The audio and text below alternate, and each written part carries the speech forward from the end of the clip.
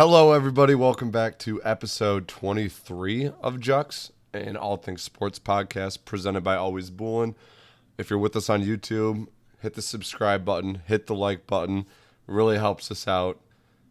Loyal listeners, thank you for still being here. If you're on Spotify, drop the follow, give us the rating, make us pop up on people's feeds so we keep coming out with content for you. We're not stopping anytime soon. I'm here with Train. We're back on a Tuesday. Sad news, bad news. Your boy went to 3-1 on the wager wheel. Cole also lost. Train. Put us on 0-2 for the week, so it's tough. But we'll get into that when we get to the segment. First things first, we started off as a football podcast. It only makes sense we talk about NFL free agent moves, what's coming up, what's coming out for the draft. Biggest thing on people's minds following a darkness retreat is what Aaron Rodgers is going to do. Did the Lions end his career in Packers and he's now scared of the NFC North? Likely. Is he going to go to the Jets just because they signed Nathaniel Hackett? Possibly. Cole, when do you think Aaron Rodgers decides, and what do you think he will decide? When do I think he's going to decide? I have no idea. That guy is so out there. I don't know if anyone knows when he's going to decide anything. But I think he's done. I think he's done with football. I think the Packers are done with him. You don't think he's coming back at all? I don't. I don't see him at this point in his career. The man last year thought, hey, I don't even know if I want to play football for this amount of money. Out like $50 million, as Nar kept screaming at Packers fans when we were at the game.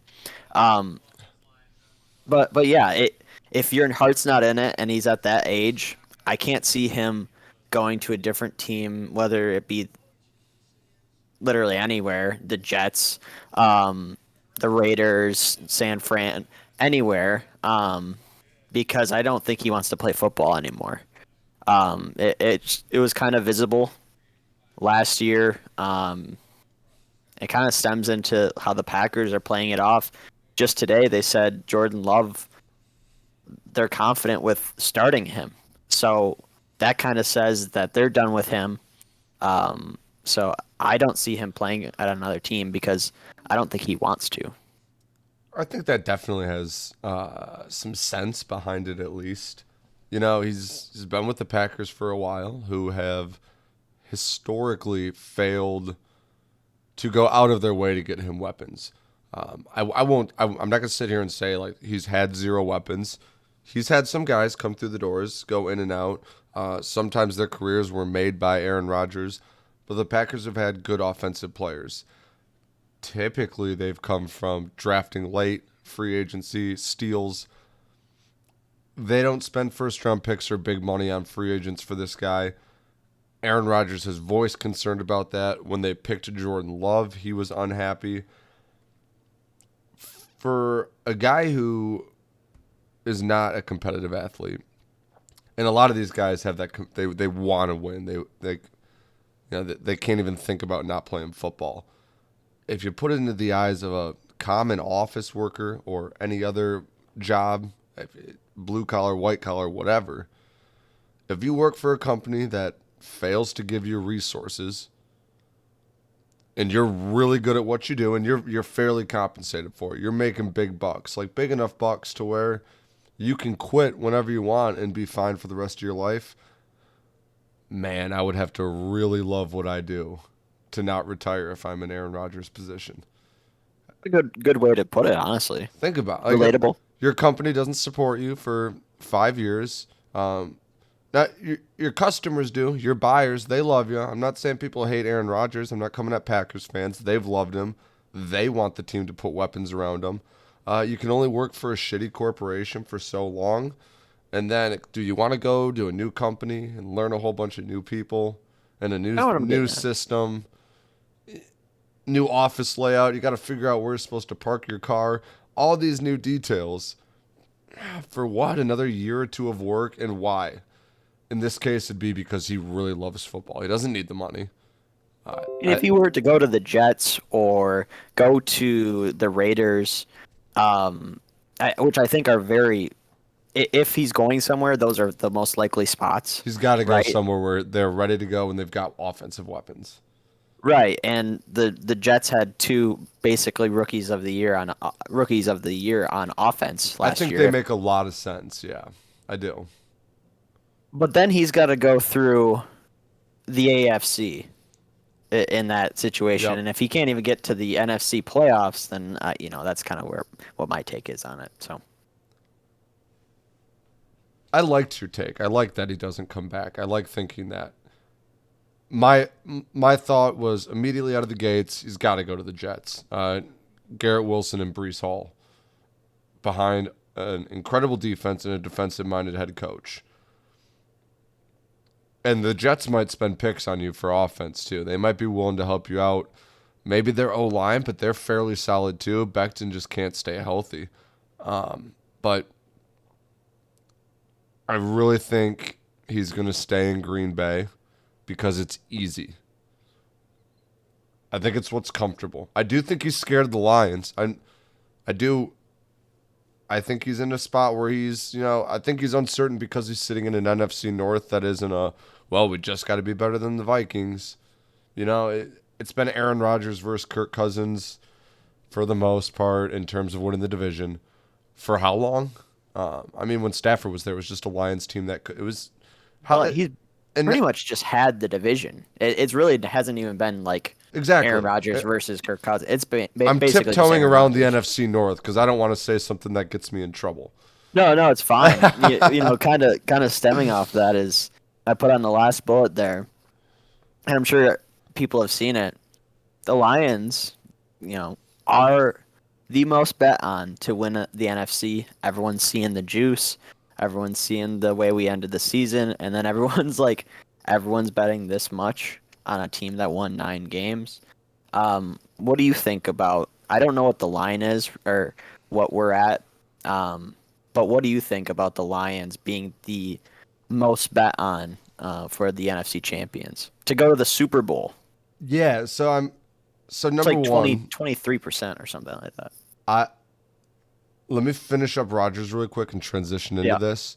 Like I Mhm. was just saying, how it was kind of like, for the most part, it was the Packers' division to lose for so long. But Vikings were a solid team. But it was just always the question of, is Kirk Cousins going to have an incredible Kirk Cousins year, or is he going to play like an average quarterback for the season?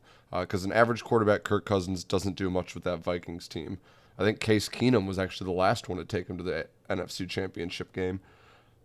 But for the most part, it was the Packers and then the obstacle of having to get over whether or not the Vikings are going to be good that season. Now I think it's an NFC where the Vikings are still that team. They could go 12-5. They could go 9-8 and the Lions can go 11-6, 12-5 and win that division. And I think the Lions are kind of at that point too, where they also might go 9-8, could go 11-12. So I think it's going to be a good back and forth between the Lions. That being said, I think the NFC is even weaker now.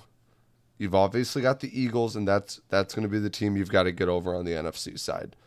They're going to be, and I'm not comparing them to the talent of the Chiefs, but it was a close Super Bowl game, and it was really, really, really close. But he's not Patrick Mahomes. He never will be.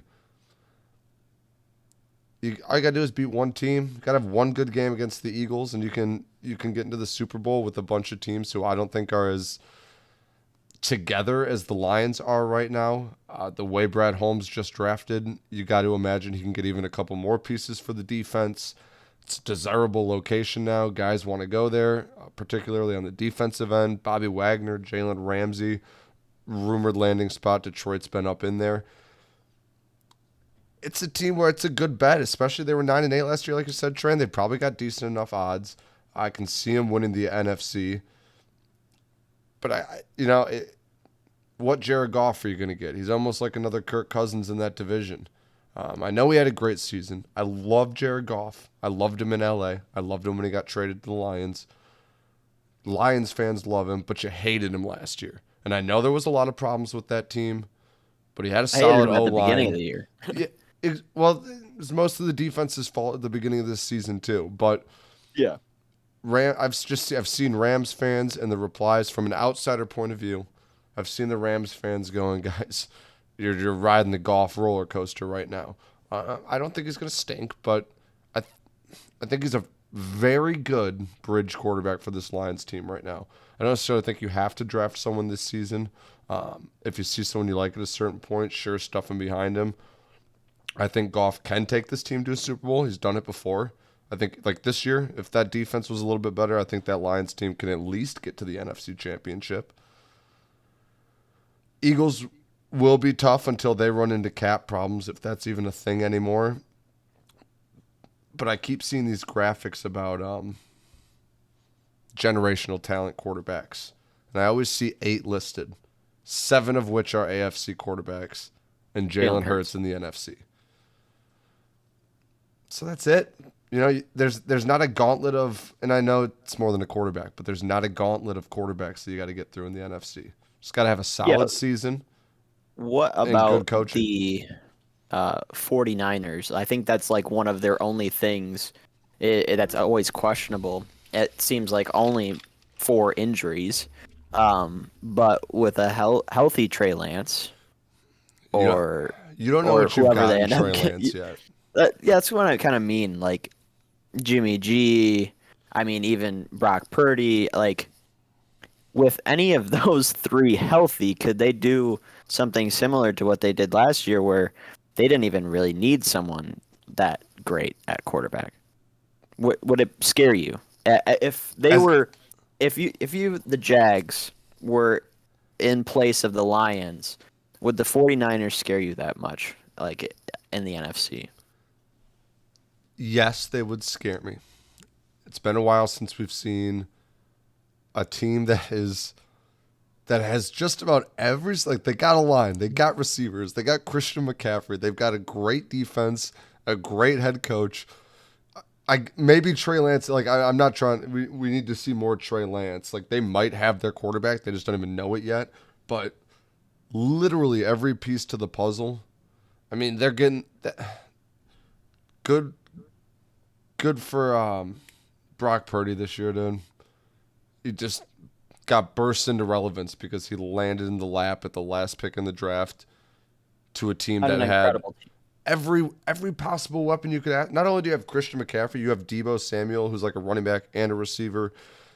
It's banana lands of a football team. It's been so long since there's been a team that was literally just.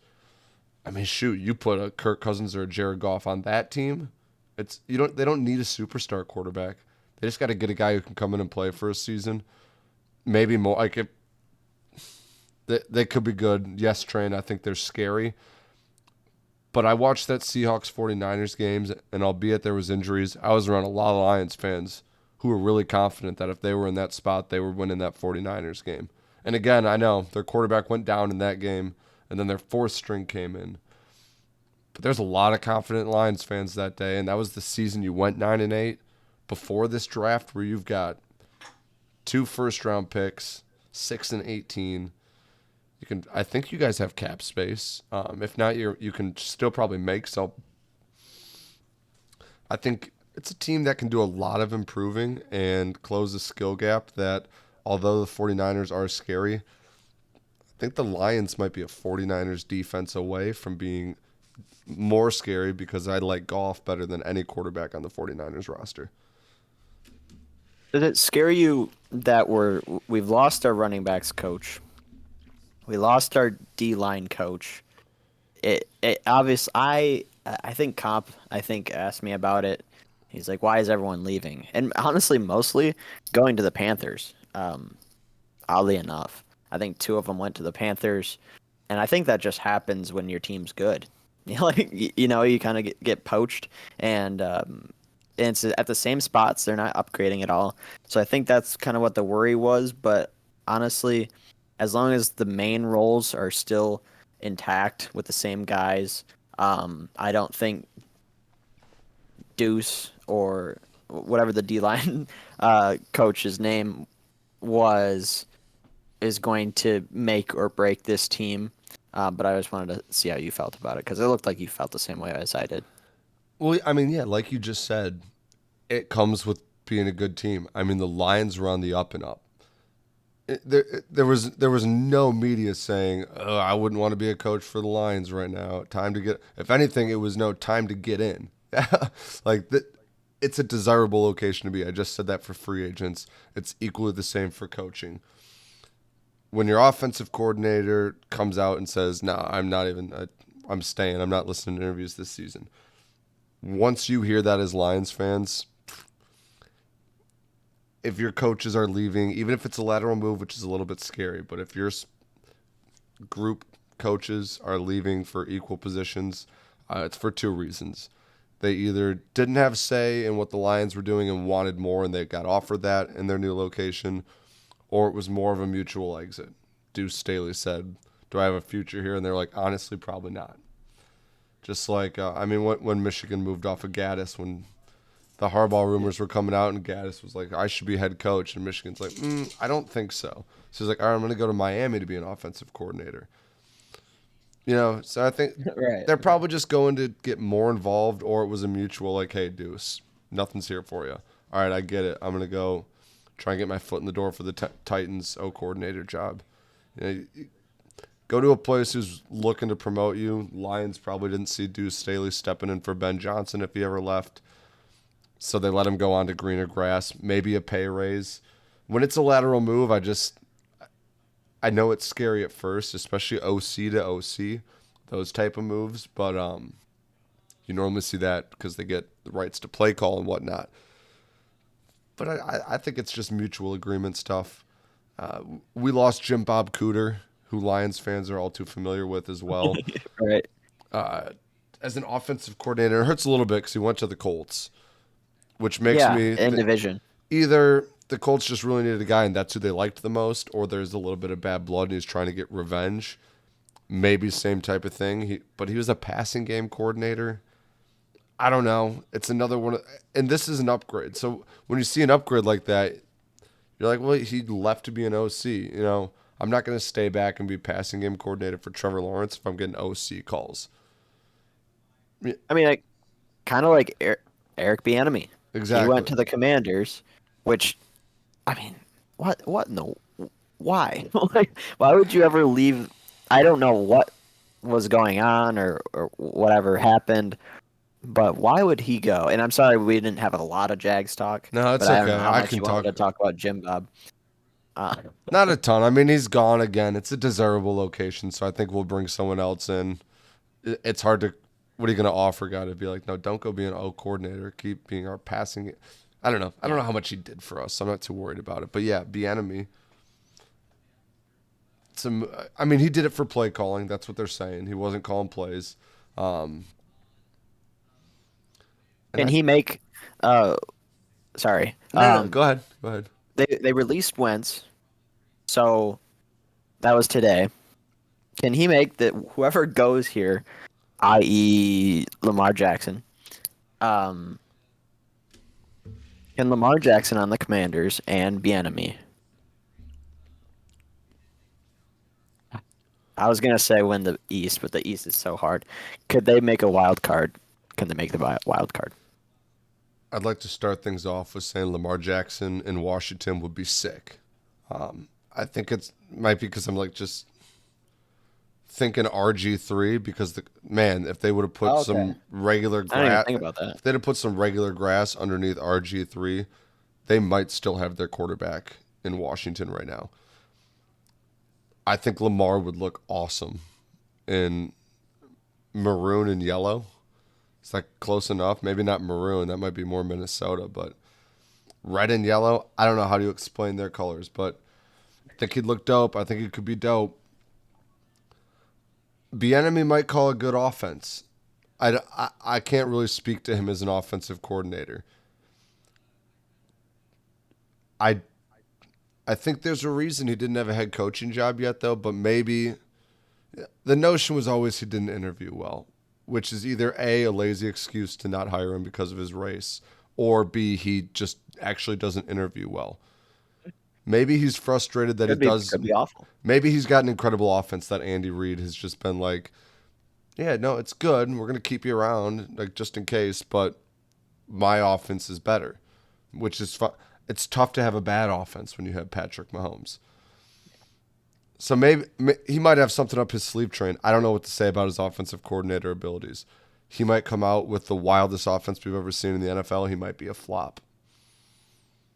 Maybe the plan's that he's next in line for Ron Rivera, but I think the Commanders are a little bit of a dumpster fire. I don't think they're just a quarterback away.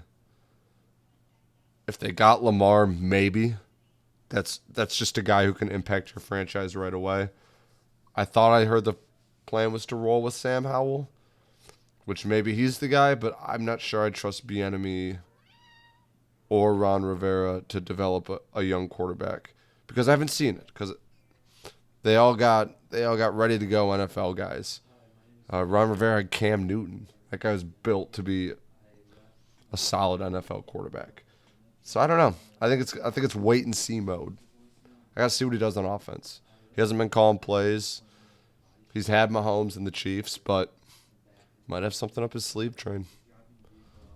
Well, we got 2 weeks. So next Tuesday will be 24th episode, and then the 25th episode will be one day before the free agency starts for the NFL. So we'll probably dip into it a little bit further over the next 2 weeks. Speaking of coaching changes, we saw the video go viral for the Cardinals head coach, Jonathan Gannon. Yeah. Defensive coordinator for the Eagles, right? Right? Yeah, I believe so. And the last defensive coordinator who lost a Super Bowl and got hired as a head coach was Matt Patricia, correct? Or am I crazy with that? Or is that just what I'm seeing on Lions Twitter? I don't know if I can confirm that, but that's what I just saw on Detroit Twitter, at least. Like, oh, it's what happens when you hire a defensive coordinator who just lost the Super Bowl, especially a high-scoring Super Bowl. He seemed awkward. I thought it was a little bit unfair. Again, I always try to put sports in the terms of a real-world job. It was D coordinator.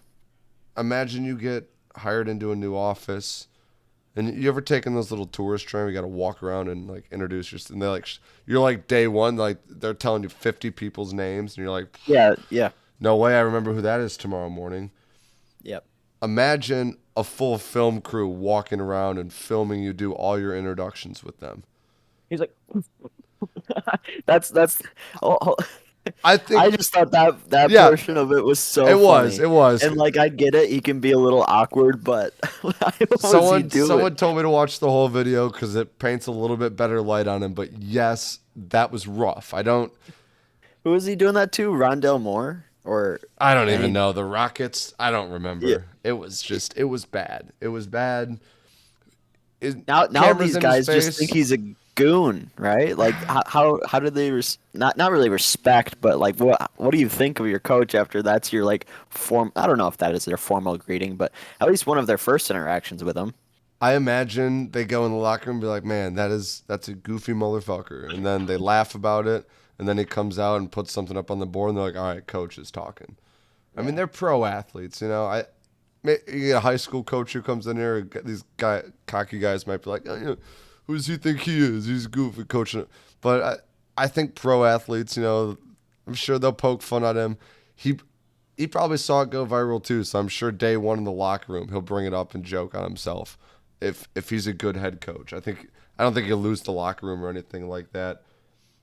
Again, maybe I don't have a bunch to say about his coaching, but I think it's a tough position to be in when everyone's filming and watching your first introductions with a bunch of guys you're meeting for the first time. But I bet I don't know. I'm thinking I'm a big Jonathan Gannon guy now because I think he went into that first meeting, spin zoned it or something, and ripped on himself for 15, 20 minutes. And everyone in the locker room's laughing with him. And then he goes, all right, bring it in. And then he breaks it down for all these guys. And they're like, oh, shit, all right. He's fun and he knows what he's talking about. Again, I don't know much about his coaching, but now I'm kind of hype on him because I just kind of developed that scenario in my head. It's the only reason. But still not a Kyler guy. He's not going to. He's a good athlete. He's a good quarterback. He's not going to win playoff games. He's not going to. Even under Gannon. Well, I'm defensive guy, yes, but. I don't think he's. Lamar Jackson elevates a franchise. I don't think Kyler Murray does. I think he's Kirk Cousins, but instead of a big, accurate arm, he's got short, little, fast legs. You know, if you put a good team around him, he might get something done, but I don't think he's ever going to be the reason they win games.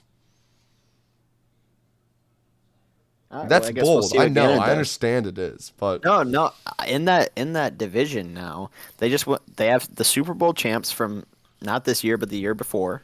They have the 49ers and they have the Seahawks team that turned around their franchise from losing their star quarterback Russ literally the same year they got rid of him. So they're in a very tough division for this new coach and a guy with little fast legs to elevate, and it's just going to be really difficult for them. Like they might get last, and it might be like the odds-on favorite to get last, in that division. I think you bet on having a solid lockdown offense, and then you get a good explosive offense. You know, Kyler Murray, a couple fast guys, and hope one or two big plays break your way, and then your defense keeps them shut down. Kyler will probably keep being a good fantasy quarterback as long as he stays healthy because he gets rushing yards and rushing touchdowns. It's not going to be a reason this franchise wins anything. If the Cardinals start winning games, it's because Kyler Murray can manage turnovers and the defense is putting them in a spot to win.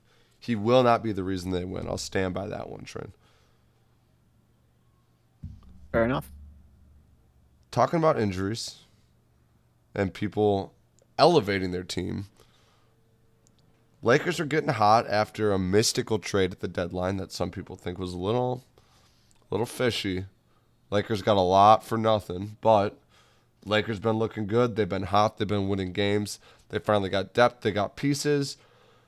Watched Colin Cowherd yesterday. He says, whatever, they came back. They beat the Mavericks. Great game for them. My biggest concern was LeBron limping out of the locker room. LeBron goes down for 2 weeks. That's it. Team's done. AD goes down for 2 weeks. Good luck going 1-4. You know, and maybe they bounce back. Maybe they do. But it's a team that loses one of those two guys, and it's tough for them to win a game in that stretch. Do you think do you think the Lakers make the playoffs, Train? I'll just boil it down to that for you. It's going to be really difficult because LeBron is a big piece to that offense, to that team, whether you like it or not. And I don't know if Anthony Davis, I mean, D'Lo, ankle injury, I think, right? I don't know how much when he's going to be back or when he's going to be fully healthy. So it's kind of on Anthony Davis. And from when Anthony Davis was on the bench when LeBron scored his whatever point to get the record, maybe he wants to take over this team now. So that's what, if they want any shot at making the playoffs, Anthony Davis has got to be that guy. He's got to be that guy on the Lakers. However, I don't see that happening. Do I wish that to happen? I could really care less. I mean, it'd be kind of cool for Justin. Lakers guy. But I hope they don't make the playoffs. And I think they were saying today, like, no one's really going to watch the playoffs if the Lakers and LeBron. I mean, They weren't in it last year. Viewership was down. And Steph Curry's not playing, so if they get knocked out, what's going to happen to the viewership of the NBA playoffs if the two biggest names in the NBA aren't playing in the playoffs? If that's all you got for big names, then you're not marketing your sport correctly. That's my that's my takeaway on that. You know what? Two of them. Sorry your country doesn't like foreign ball players, but Jokic and Doncic are balling out. Speaking of the Lakers comeback, speaking of Doncic, we had some big crazies happen, Train. Huge. Kings won 176-175 over the Clippers. Dame Lillard dropped a casual 71. And the Lakers comeback over the Mavs was 27 points. Biggest comeback ever for the Lakers. I thought it was ever. I could be 100% wrong. Maybe. I don't know. Fact check it yourselves. Not our job. I'm just kidding. Kind of is, but regardless, 27-point comeback, massive. It's a lot. It's not easy. Which was the craziest to you, Train? Which one just really blew your mind? Yeah, honestly, when I heard the score of the Kings and Clippers, I was so shocked. I wasn't that shocked at Dame getting 71 points, Which is but I think tough, it's but I probably the agree. most. It's probably the most like, wow, like that single individual performance. That's incredible. It's I mean, they were ridiculous. just coming off the All-Star break. It wasn't a lot of defense. Kind of makes sense. But the second most points in any game in history, kind of incredible. So I think that's what I'd have to put up there, um, just because of the significance of it. Like 100, what 361 points or something like that, Yeah. or more, whatever, 51. Would have been a great over. Oh yeah, it was probably like 221 or something like that, and it hit by 140. So I don't know. I want to say Dame, but it's so Dame to get 71 points on a Sunday against the Rockets, right? Yeah, I kind of woke up and saw it on Twitter, and like you said, I was like, oh, yeah, that makes sense. Like, Yeah. oh, yeah, probably. He probably did get 71. I wasn't like, whoa, no way. But Maybe he was pissed that he wasn't an All-Star starter. yeah, quit it, dude. He's messing with the boxes. Trent, I got to go swat him off of those. Okay. Knicks are hot. Talk about it. Get. We're good. The I'm Knicks back. are hot. I yelled, Oh, get. He got. okay. Yeah, we're good. Knicks are hot, baby. It's good to Yeah, see. Good to see the city of New York get happy because those are some fun fans. yeah, I don't have a whole lot on the Knicks, um, but I think they're up to 6 games in a row now, wins, and was that who? Oh yeah, Jason Tatum got ejected First against the time ever. Knicks, and I think they play him again this upcoming weekend. So I guess we'll see. I mean, it was all over the papers in New York, and that's all you could really see is everyone that they beat them. They're hot. So the city really loves the team when they're doing well like this. And how can like I'm not like mad at it by any means. The Knicks never do anything, so let them have it. I can't see them going very far, but it's a pretty fun team. I like the Knicks train because I like Julius Randle. Always have. Even when Justin and I were lowly college kids, he always respected Julius Randle and didn't think the Lakers respected him enough as a franchise. I love the fact that they were willing to give money to a Jalen Brunson. There are not enough players and this isn't. I think you need guys with big egos. You got to have some on your team. Someone's got to be in control. When there's 3 seconds left on the clock, somebody has to say, "Give me the fucking ball." But Jalen Brunson is a guy who can play at that upper tier of level, but doesn't demand that upper tier treatment. I'm surprised another team didn't go after him because I don't think the Knicks. I think the Knicks still have room for a big personality there. I don't think Julius Randle has that big of a personality either. If Jalen Brunson would have gone to a team, I think the Mavericks should have held on to him. I really do, because Luka can do his thing, and Jalen Brunson will sit out there and do what he can do on the flip side. But I love what the Knicks are doing. They shouldn't have given Evan Fournier that contract when they did. But basketball's fun when the Knicks are fun. Melo Ball fractures his ankle. Both Ball brothers are out. Both dealing with injury problems. Big blow to the Hornets. What did Michael Jordan do to have such a successful basketball career and successful investments and everything? And then he comes to the Charlotte Hornets as the owner, and not a single thing can go right for him. Who did he upset, Train? It's a great question. I was gonna stem off of the LaMelo Ball ankle fracture, and just say that that guy is incredible. And if he went to a halfway decent team, he could take them places. I think. Oh, I yeah. don't know what MJ did I don't know what. Maybe he had such a great career, and then it just afterwards it was like no more rings for you. I'm sorry, it's just not gonna happen anymore. You get a Nothing goes shitty his team for way the. Yeah, I mean it's just anymore. the way it is. Anymore. No, yeah, anymore. Just the way it is for him now. I think if LaMelo goes somewhere else after he heals up, I think it's gonna be just he's an incredible basketball player, dude. No one watches him because he's on the team that he's on. So from professional basketball to college basketball, Michigan's been hot lately. Before we jump into any of that, let's talk weekend of games because we had two really interesting ones. Trey, you want to lead us off with the first one that you were watching when I was driving? Michigan State. Yeah, Well, yeah. because you were watching I it. I turned it on late in the second half. Um, I mean, they were just kind of dominating Iowa. Michigan State was, Michigan State was and dominating Iowa. yes. Um, and I guess it just comes down to the end of the game. Minute, 2 minutes left, and obviously I was just gonna chuck up threes. They throw them up, make it, and then they'll foul, and then State will go and shoot free throws, and they'll go and make 2 free throws. And it was just like, okay, how long is this game gonna really last? And then everyone in the chat kind of said, all right, like, can this guy miss? Referring to Tyson Walker. Tyson Walker, that's his name, right? Close enough. All right. Sounds Tyson. right. I know his name's Tyson. Oh, that's definitely Tyson Walker.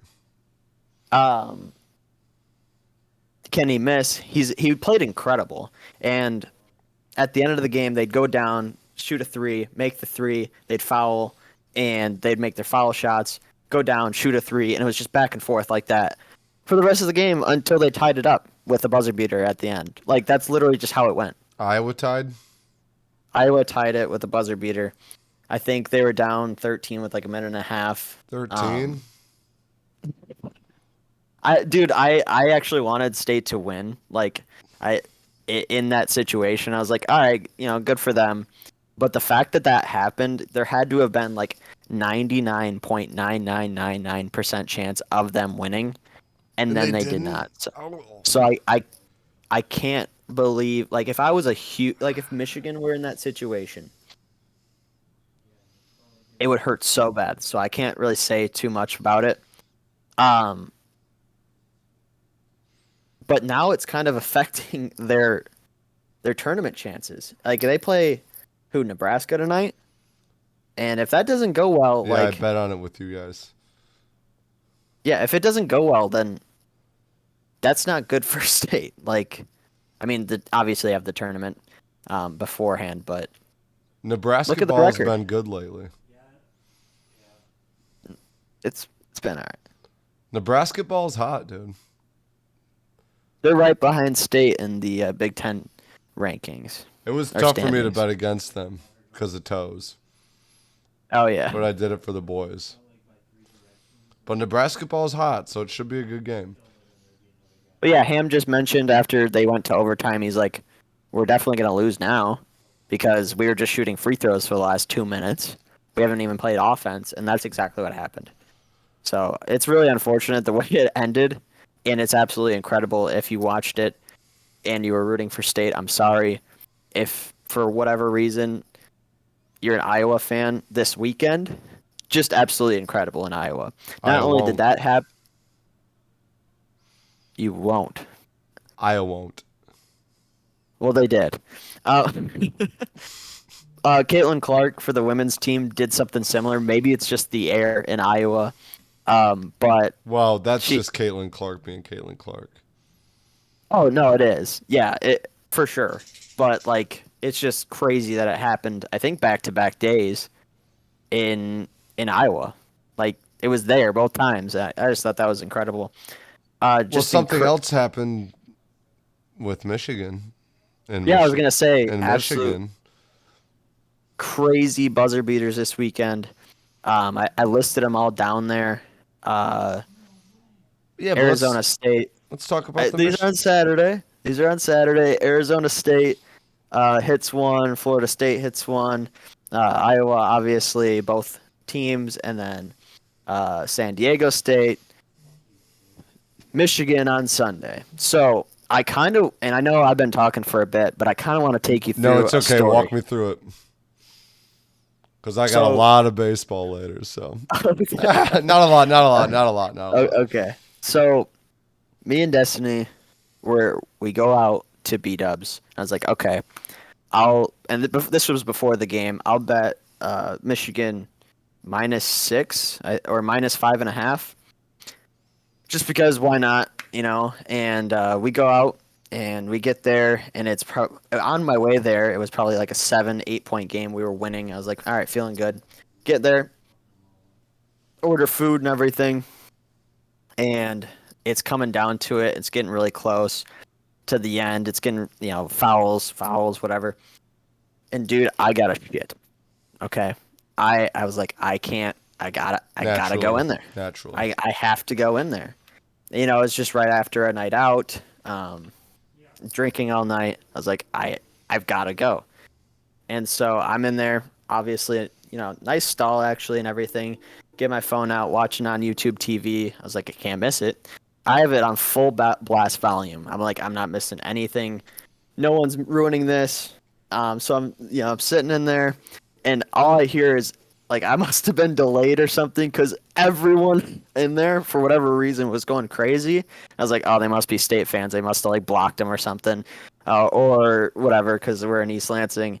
And Hunter Dickinson, of all people, makes the craziest shot, and I'm just sitting on the toilet watching it by myself in the bathroom. And better yet, I come out, and they cover. They go out and cover for me. So, pretty good time. I thought that was pretty funny. Might as well mention it. But yeah, I thought it was incredible way to end the weekend as a Michigan fan. I thought that I was like when Hunter Dickinson hit. I'm like, yeah, of course it had to be Hunter Dickinson. Yeah, right. But it was fun. It was fun to watch. They've been hot lately. Do you think they make the tournament? Man. The March Madness tournament, not the NIT. They still have to play Indiana, correct? Yes. Is that who it was? Man, well, Indiana, right before we started recording, was getting their shit pumped by Iowa, who might be a hot team, or Indiana is sliding. But Indiana just beat Purdue, so I don't know if Purdue. we just beat a hot Iowa team, and we're also hot. So I like our chances the way we're playing, but Indiana's still a great team. I didn't know if you wanted to go in at all on Brandon Miller getting a pat down on the entrance. Well, it's almost a on it. non-story. He's been doing it all year. Right. And that's the thing. But nobody You don't cared think until it's got a hidden meeting. No, it's right. they're checking him for weapons. He's a sniper. He's incredible. I think it's a sick celly. I think it's hindsight bias. Well, yes, it is obviously, but the coach is like, okay, you've been doing this all year. We've watched you. Or literally anyone doesn't say anything like, hey, maybe we don't do that. Like, just out of generosity, or like maybe just so this doesn't come up. Yeah, but then everyone's like, he's been doing the pat down all year. Why isn't he doing it now? Has he got something to hide? No, just go out there and play your game and let the outside world be the outside world. You got a routine, you do your routine. He's got a life to live. He's got an NBA draft to move up in. Unless he slips to the Pistons in the second, that'd be hype. Or we trade up into the first and get him late. But live your life, kid. Let the courts figure it out outside of basketball. On the court, you be you. The only reason I almost blew past that is because I want to talk some Red Wings hockey train. Yeah. Number one for our listeners, I think we mentioned the April 8th Tigers Red Wings combo. We did a little bit of snip, snap on that. Not us. Whoever runs schedules in Detroit. Red Wings game gets moved from 8 to 1, same time as the Tigers. I'm thinking, what? No way. Can you imagine, like, parking or the city with 2 home games starting at the same Also time. lose revenue like Yeah, for each other yeah, exactly. because So people then want to go to we them. were upset. We're like, no, we're going to the Red Wings game because we got a chance for it to be a playoff game. So then after that, they moved the Tigers game to 4, so the combo's back on the table. But now it's going to be Wings first, Tigers second. Wings, they lost to the Senators last night. Refs were bad, but it was 6-2. But refs were bad. We get the Senators again tonight. You best believe I'm on that money line. We keep it consistent. We keep winning games. This is a playoff team. And once you make the playoffs, that's when you're a winning team. That's when you start making moves. That's when you start buying the big names in free agency. And we might just be an elite score away from being a cup contender. I think it's super exciting. It's against the Gwins on the 8th, a home game for the Red Wings. It's their last home game. I think they play at home on Monday or they have another game, but no one's going out on a Monday unless you're in the area. So if you're free that weekend, it's Easter weekend. Show up to the game on April 8th. Root on the Red Wings. This is a playoff team. This is fun hockey. It's time to get into hockey if you're a Detroit fan because they're turning it around now. The Yzer plan's coming together. Pucks are on ice. Once injuries sort themselves out, make a couple splashes in the offseason, we're right back in the cup talk, baby. And the Wings might be the first team to win a title in Detroit again. If it's not them, it's going to be the Leans, though. I will say that. Those are my 2 favorites right now. I think the Pistons are like just starting to turn the corner. And I think the Tigers just restarted a 7-year rebuild. So they've probably got 3 to 5 more years, depending on how Javi Baez, Austin Meadows, and Eduardo Rodriguez do this year. Those 3 have a good season. We might be fucked because 2 of them have opt-outs in their contracts after this year, so they might want to get more money. But we'll cross that bridge when we get to it. Spring training started this week. Last week. One little shout out to Ham, who told me and Nar to bet on the Rangers before Patrick Kane got traded to him. Just got traded today. I looked at the line. We got it at plus 1,300 to win the cup, down to plus 1,200. So what a Sounds just about right for a Patty Kane move, yeah. He could be all right. It's good to see him go somewhere competitive because he's fun to watch as much as I hate any Blackhawks player ever. yeah. But Go ahead. good shout out, Ham.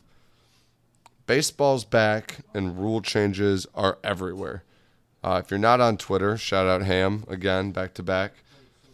There's clips everywhere about the pitch clock, the main one that went viral. Flyer, there's no extra innings in spring training baseball. If it's tied in the 9th, you're done. It's game over. Bases loaded, full count. I think it's tie game. It was Braves against someone. And the batter is standing out of the box. Pitcher's doing his thing, not on the mound yet. Catcher's standing up. Pitcher steps on the mound, and then the batter steps in the box and starts to do a swing.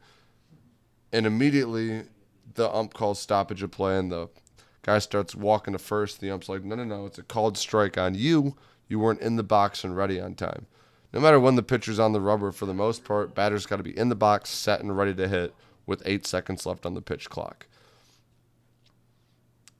It's been happening a lot lately. There's been balls called on pitchers, strikes called on hitters. There was one instance where both of them didn't use the clock, so it was a ball and a strike. Started the at-bat in a 1-1 count. But the pace of games has been arcadey looking. My critique, and bigger bases, whatever, makes the measurements more sticky, which isn't as fun.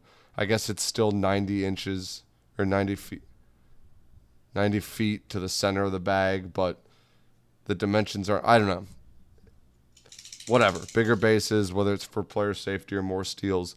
Big small ball fan. Love more steals. Shift ban, I get it. Everyone says, well, just hit it the other way. Go against the shift. It's not that easy. It's not. It really isn't. Especially when you just got raised on hitting it over the shift. It's not that easy to hit against it. And advanced analytics say It's more productive to just hit it over the shift than hit it out. That's why we're seeing more strikeouts and more home runs. But the pitch clock makes gameplay a little bit more entertaining to watch for a casual fan. It's quick. I get it. Our attention spans are shorter now. Every time I used to watch baseball, the batter would sit, fiddle with his gloves, pitchers marching around, scroll on my phone really quick. Everybody, our eyes dart. We can't just wait on nothing. We got TikTok videos that are splitting the TV show between a little ASMR act down on the bottom so that when there's nothing happening on the top one, you can look at the bottom one for a sec just to stay interested in the video. I get it. I do. I don't hate the pitch clock. I think it's way too fast right now, or maybe it's way too tight. It's at 15 seconds right now, and it just makes the game feel rushed. You put it at 20 or 25, you're not going to cut your games down by that much, but you'll have a limit on it so no one's doing ridiculous stuff. I don't mind the pickoff attempt limit. That's fine. It can stay. But it puts a little bit of a cap there without restricting the players too much. And if you really want more fans to watch your sport across the board, NHL, NBA, MLB, NFL doesn't really have a problem. They're doing fine. Number one, you got to get rid of blackouts. Nara texted me the other night asking for my ESPN Plus account so you could watch the Red Wings. I had to let that poor guy know that even though he really wants to watch his Red Wings play, that you can't sign into ESPN Plus, the app you pay for to watch all the NHL games. I tried it. Because you got to go through your cable, through the Bally Sports app to get it on the local networks because it's blacked out in your location area. For some people, we're pretty fortunate in Michigan because that's normally all we get blacked out. You live somewhere in Iowa, you lose like 4 or 5 professional teams to blackouts, and you can't watch any of them on your local stations. That's step number one. Step number 2, TV timeouts, stoppage of play, advertisements. But they're not going to change that because that affects the pocketbook. You can go ahead and fix the pitch clock. So what? Faster baseball. That means even more ads. We can get to the commercials quicker. They didn't say anything about shortening the time between innings at all. Still the same commercial break, but a faster inning of baseball. More commercial, more airtime. They're shortening the product that they allow you to watch to sell you more ads, and that's what's frustrating. You really want viewers, give them a convenient experience with minimal ads or options to opt out of ads. I always love watching those NBA streams where during commercials it's just showing the Jumbotron camera. I'm not going to pay attention anyways to the commercials. I'm going to walk away. But it's just, I could sit there and watch the Jumbotron. I feel like I'm at the game a little bit. Give me something to watch. Don't give me commercials. Football is ridiculous with commercials now. 4th down, punt, commercial, back in. 3 downs, punt, commercial. Or you got touchdown, extra point, commercial, kickoff, commercial, back in it, 3 downs, punt, commercial. It's ridiculous. Watch a game of soccer anywhere in the world, 45-minute halves. No stoppage, not even for injuries.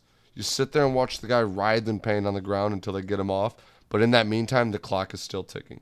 Then you got halftime where they play a bunch of their ads, and then you get 45 minutes of soccer again, nonstop. No media timeout bullshit. It's the only reason college basketball is still 2 20-minute halves, because they can squeeze more media timeouts into it than they can in 4 quarters. It's all scam. They're just getting the ad money. I did not anticipate you diving into this like this. The pitch clock, if you just watch a clip, dude, it's frustrating. I'm feeling anxious watching them do it because it's so quick. I feel like they're not breathing up there. The hitters seem stressed. The pitchers kind of needed it because some of them are crazy. But I feel bad for the hitters more than anything, which is probably a crazy take in the MLB community. So I never really thought there was a problem. I baseball is a I'm gonna say it, Bark. It's kind of a boring sport. Mm-hmm. It takes time. It's got 9 innings. I never thought that a 3-hour game of baseball was too much, or if you're into baseball, you're gonna watch a 3-hour game of baseball. You're not gonna watch it because it's now 25 minutes shorter, or because they pitch faster. I didn't understand that. There was a lot of rule changes. The bigger plates, the shift ban. A lot of things are switching over in baseball, and I don't know if it's really going to affect the way they think that it's going to affect. Um, with the game ending the way it did, the spring training game, obviously games can't end in a tie in the regular season or in the playoffs or anything like that. But can you see any situation where it's full count, it's a playoff game, maybe game 7 of a fucking World Series, if and that happens, bottom of the ninth, whatever. That can't happen, right? Does this still apply to playoffs or what? I'm guessing it does. It does, yes. The one thing is, the one thing is, sorry, we were talking playoff changes. Yeah, some people were saying get rid of it in the 7th, 8th, 9th inning, add some time to it, this, that. But sometimes it's not just because it's in the 9th inning. Sometimes you've got bases loaded, 2 outs, full count, in the top of the 2nd against an ace, and that's your only chance to score, and that happens. I think the other thing that people are overreacting to is that Braves game in particular, first game of spring training. Something that's hard to emulate in practice. It's the first time it's happened in the majors. I don't know how many of these umps bounce between leagues, how familiar they are with it. It's new to a lot of people who weren't minor league players last year. And the minor league players were A-okay with it and loved it. So I think part of it is just we're overreacting to the first couple games. And I loved what you said, Train. I loved that take people aren't not watching baseball because the games are 3 hours long. They're not watching baseball because they just aren't into the sport of baseball. Or their team sucks. It's just, and I get it. Baseball is more of like, why do people watch NFL and NBA but they don't watch baseball? It's not the same as saying a non-football fan isn't going to watch football because the games are too long. It's like people who like sports tend to lose interest in baseball. It has nothing to do with 3-hour games. It has everything to do with length of season, in depth, harder to follow. There's a lot more like guys and there's so many rules. It's an in-depth sport, and some people just don't want to take the time. It's a long season. It's summer. You're out. You're doing things. You're not focused. Length of the game isn't the problem, and I agree with that. And then I don't mind the pitch clock. Just put it to 20, 25. The advertisement splurge was about all sports. I think people are always like, how do we make games shorter? How do we keep players safer? Well, players' safety, that's a different thing. But everyone's worried about making their game short, quick, concise. NBA is talking about putting an overtime target number. I'm like, why do you need that?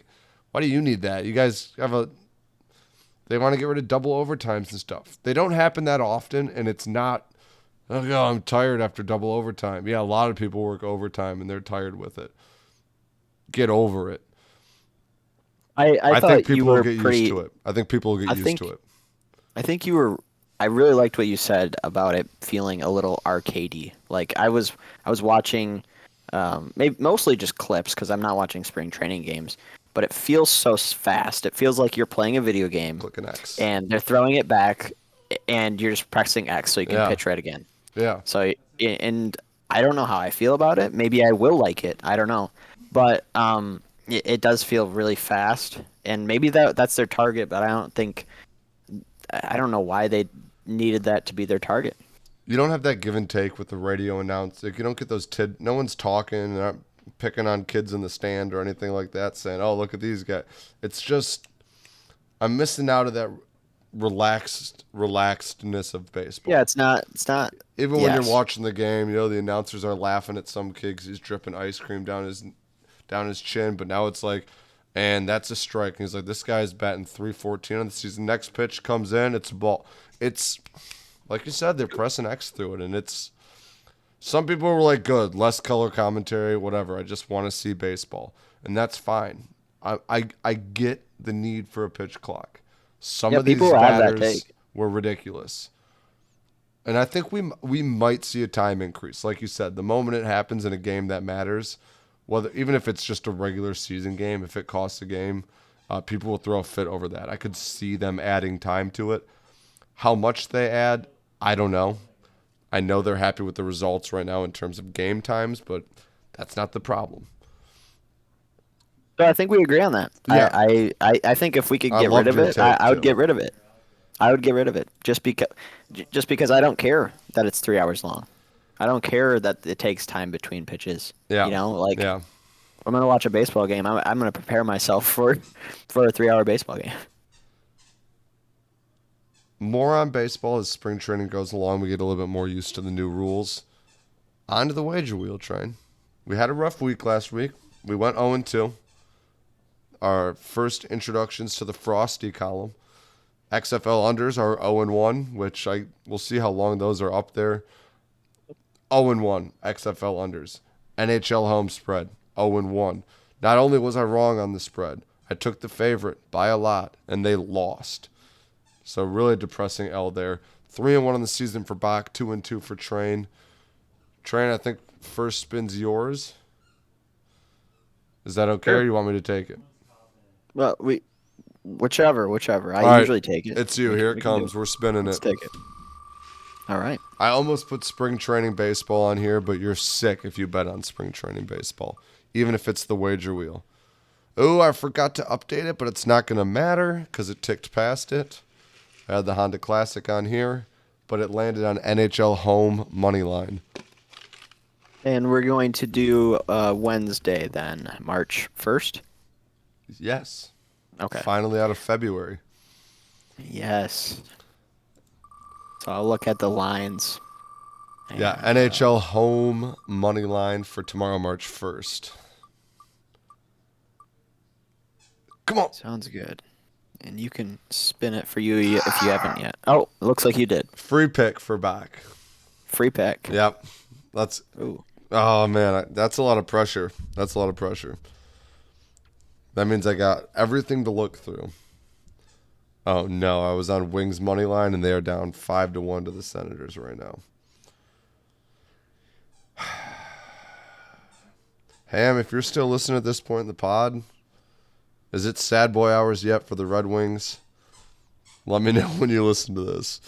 Back to back hurts, especially if this one's 5-1 and the other one was 6-2. Train, you got something for me? I do. It's a dog at home. So I really hope I don't stay frosty on here, but I will take the Oilers at home against the Maple Leafs. I like plus that. plus 110. Yeah. I'll put it in there right now. You'll see it pop up on the Juck Sports betting group. Am I allowed to be a sicko with my pick here? I'd say so. No, I'm not going to be a sicko. I'm also going to take a dog.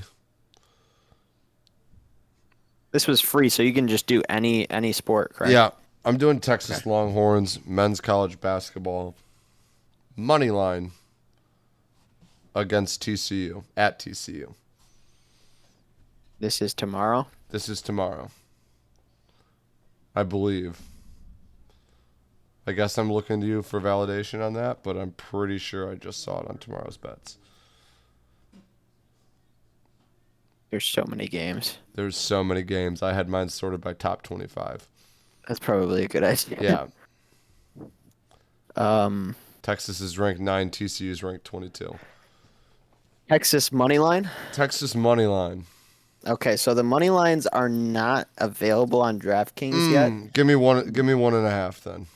Oh no, I still think you could definitely do that. Texas They're money plus. line. Okay. What are they plus? ESPN had them at plus 1.5. Yep, that's what it's at. Okay. Texas money line, NCAA basketball. Oilers money line, right? Is money line? Yep. Oilers money line. They're home. We've got Yep. 2 dogs, 1 home, 1 on the road. That's all we got for you today on Jucks and All Things Sports Podcast. Again, if you're on YouTube, hit the like button, hit the subscribe button. Spotify, drop the follow so we're popping up for you every day and you don't miss us. Drop us a review. Presented by Always Bullin. Train, anything to add before we close? Get one sub back. Get one sub. Let's hit. I think Are we at 9 14. subs? We need 15. No, So I think we have 13. hit that sub button, boys. We need it. We need the subs. If you're on Spotify, make a YouTube account. Go drop a sub. It's always Boolin on YouTube. Thanks for listening. Hopefully we got some winners for you this week. I cannot wait for baseball season to roll around so we can sweat out 6 outs in the first inning, hoping for no runs. It's the worst time to score. Why score in the first when you can score in the ninth? Thanks again for listening. Episode 23 of Jux. And as always, fist it, boys.